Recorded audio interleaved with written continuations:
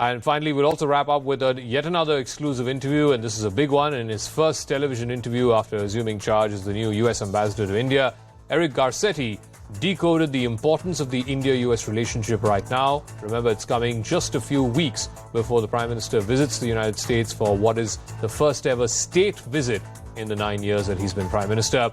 Ambassador Garcetti sat down with me and gave a wide-ranging interview where he talked about the importance of the Indo-Pacific in the current global order, the challenges that have been thrown up by the Russia-Ukraine war, and Chinese expansionism, including here in the Indian neighborhood. This is Eric Garcetti, U.S. Ambassador to India. All right, it's a very, very interesting time in the India-U.S. bilateral relationship. The Prime Minister is going to be going to the United States for his first ever state visit. That's going to be a phenomenal thing in and of itself. There are going to be events around it. But to talk about the state of the current relationship, what are the growth opportunities and the challenges therein, I have with me the one and only Eric Garcetti, the U.S. Ambassador to India. Yes. Thank you very much for speaking with us here on CNN News 18. It's a great pleasure to be with you. Thank you for coming by. All right. So you've been out and about here in India for a couple of months now almost. Yes. How's it been? How's your experience been so far? It's been phenomenal. It feels like this is home.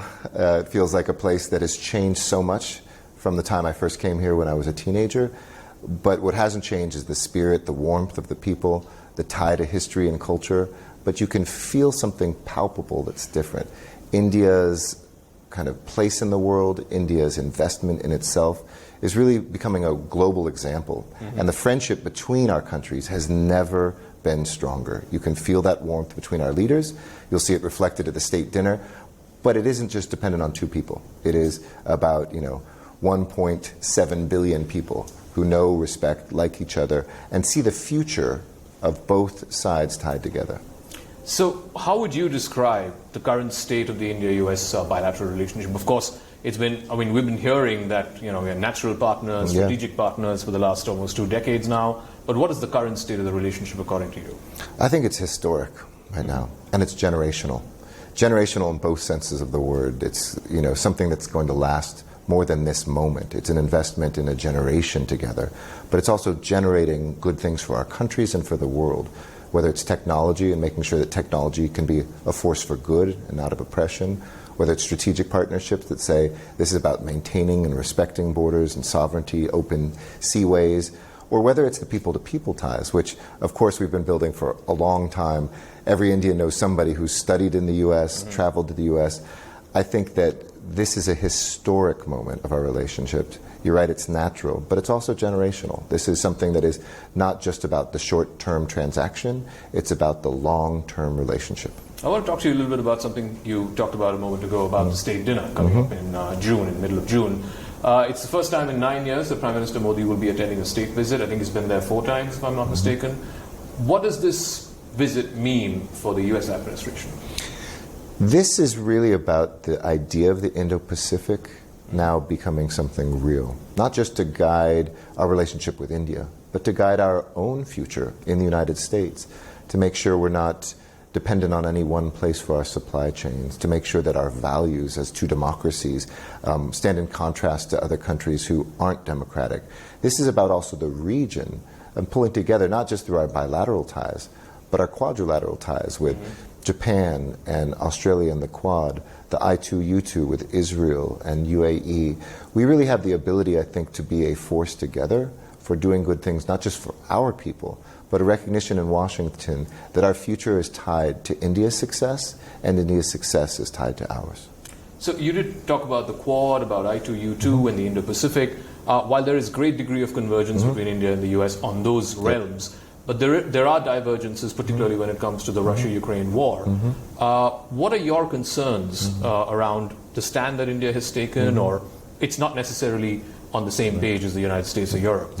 How would you describe that? Well, we won't stop speaking out about an unprovoked war of aggression by Russia against Ukraine. And I think when I talk to my Indian friends, sovereignty and borders matters a lot in this country, and they understand why the United States believes that rule of law, that central tenet of international relations, has to be respected and in some cases even fought for. Here, I was in Ukraine in February, and it's not just about power politics. This is about people. This is about the senior pensioner who has a missile ripping through her apartment building with no strategic value whatsoever. The parent who's separated from her children, living in another country with a family she's never met. We can't forget the human impact, and a country like India that has experienced war, I think, knows that and feels that. At the same time, where we don't agree 100% of the time, we're not going to stop the momentum in this relationship. We know that we can continue doing things together, even where, as all good friends do, we don't agree 100% of the time.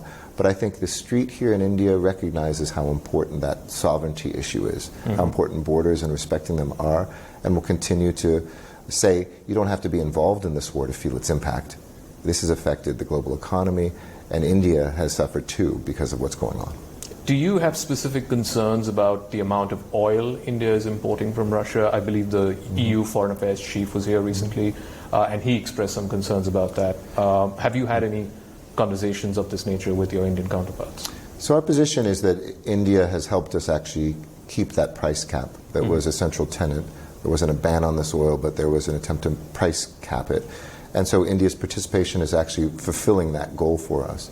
Were we to see that go higher or something else, we'd have to revisit that. But right now, it's in line with how the alliance has come together and what we have promoted. So we understand that oil is an international good, that prices affect all of us.